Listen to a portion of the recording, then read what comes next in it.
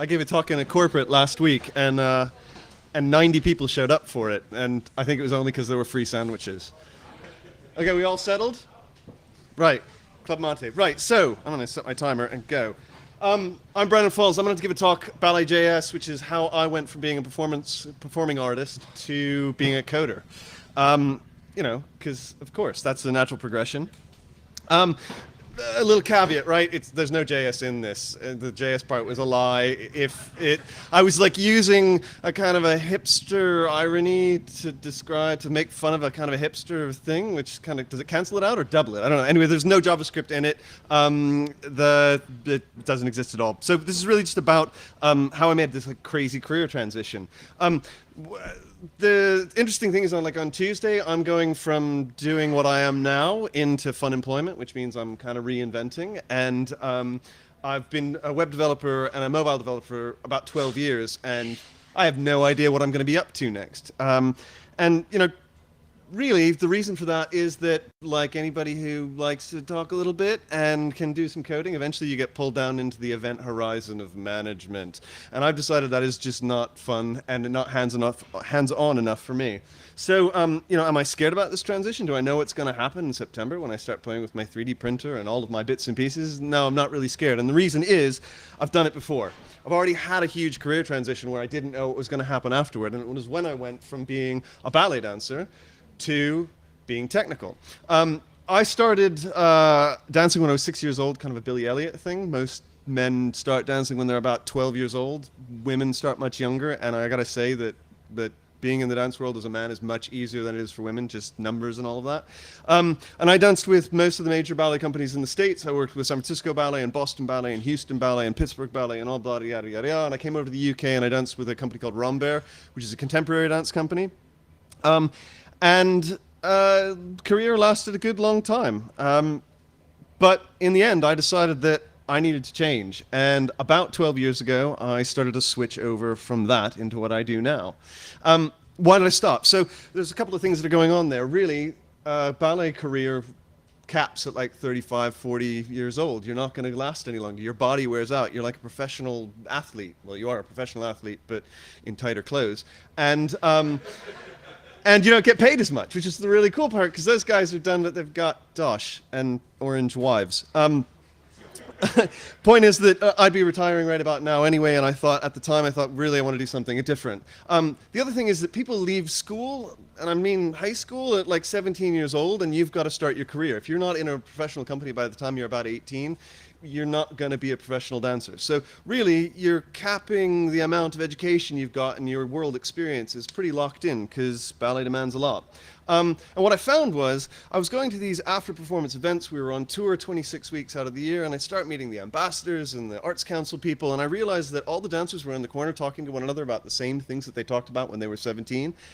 And they really weren't that interesting. And once you've mixed the same couples and the same things and you've been on the road with people, it's pretty boring. And I found myself talking to people with a far wider horizon, and I thought, there's something out there. There's something other than the dance world.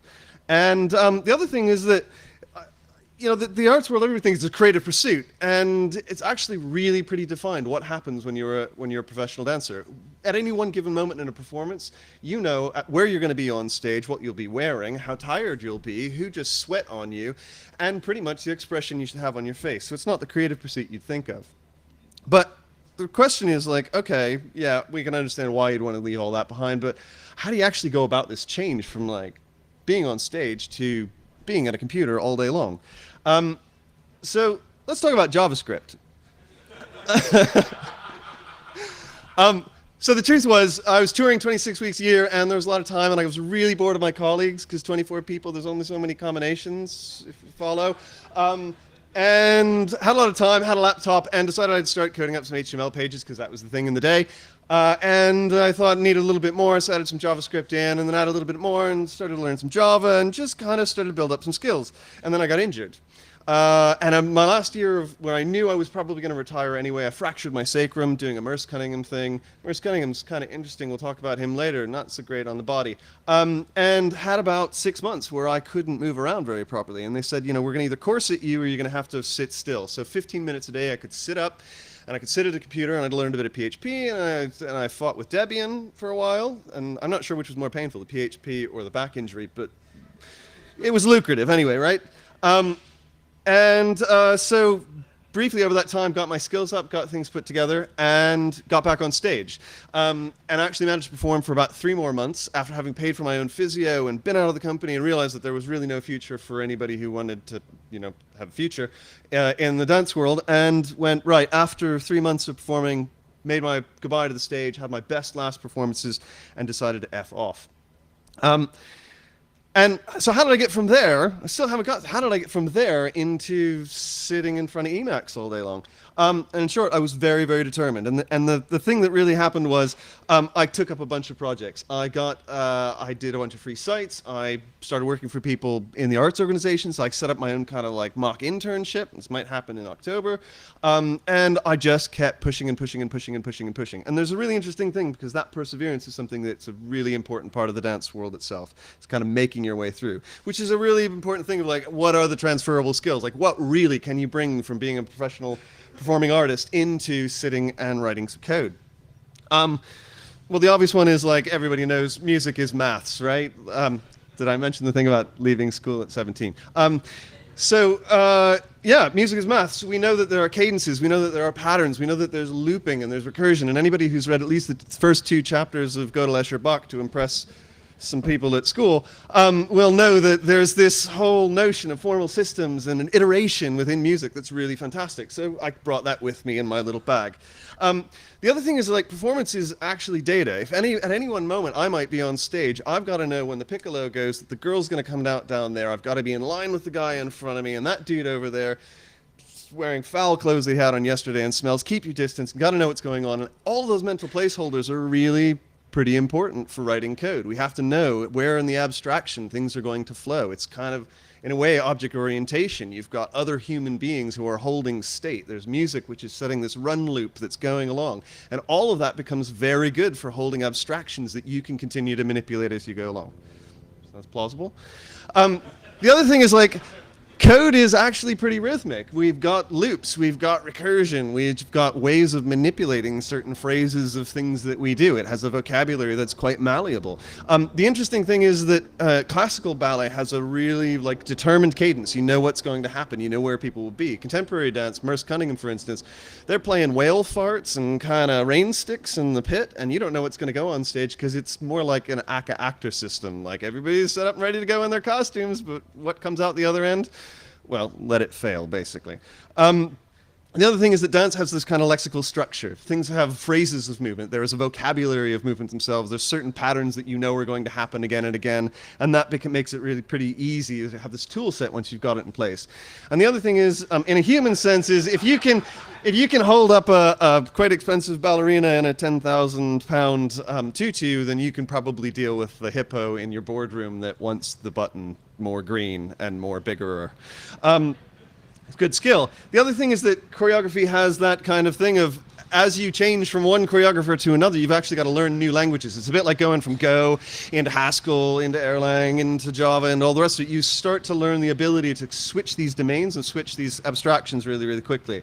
And that's a part of dance, is that you're learning every day. Every day you're learning a new piece of choreography. I had a situation where I used to have to go on stage in 2 hours and learn a new role, and I had to pick it up like that. I'd learn a phrase of movement, I'd think about it going backwards so that I'd imprint it, and that ability to learn and learn again and keep learning on the job is something that we all do every day, and that's why we're here in a field. The other thing is that dance has these other things which are kind of the surprising idioms of dance itself, things that people with outside the performance world wouldn't know about. One of them is that there's a kind of front controller. The conductor is, this is Akira Endo, who they kind of control everything, and people don't know this, but the guy talks to you on stage. You can see him, he looks at you, he winks at you, he knows if it's fast. You know that if you get certain conductors, he's going to go too fast because he wants to get home. And you're going to dance your ass off. The other thing is there's like switch statements. You need to know how to switch context between one dancer and another dancer. Or if you go on stage and you've got to switch roles, suddenly you're going to go, this happened to me. I mean, a friend happened to me. He went on stage and had to reverse everything on the fly without having ever rehearsed that before. Think about doing everything left and right differently. The other thing is like there's these crazy if-then statements. Surprisingly, I discovered through lots of partnering that if you pick up a woman who's had 2 shows in a day and you put it on your shoulder, then often gas and crazy things escape from them, and it's not as glamorous as you might imagine. The other thing is like returning early is a very bad thing sometimes. Unexpected things happen. If you're on stage doing a loop of movement and all of a sudden you skip ahead to the next bit of movement, you've left your partner with not knowing where you're going to be. So unexpected side effects. Immutability is a good thing. The other thing is exception handling is also something that you've got to prepare yourself for. So once we had a performance in Boston where a stomach bug went through the company, and there was a snowstorm and we couldn't get out of it and we had to go on stage, and what I knew to happen was I was going to do a positive for 3 minutes, and suddenly my partner and my partner's understudy and the girl that knew it before and everyone else begged off because they were all throwing up, and it turned into a 3-minute solo in the Wang Center in Boston with 2,000 people. Exception handling. Try catch blocks. They're a thing. So as of Tuesday, the exception handling kind of becomes something different. I don't go in and manage geeks anymore. I don't herd nerds. I don't write code necessarily that for websites and mobile like I have been. I'm actually going to be building new things. And having made the transition once before, I can't wait to do the transition again because you never know where you're going to end up. I'm Omf. I'm interested in 3D printing and processing, and I run ultramarathons, and I'm a dad. And look me up and ask me questions. Thank you very much.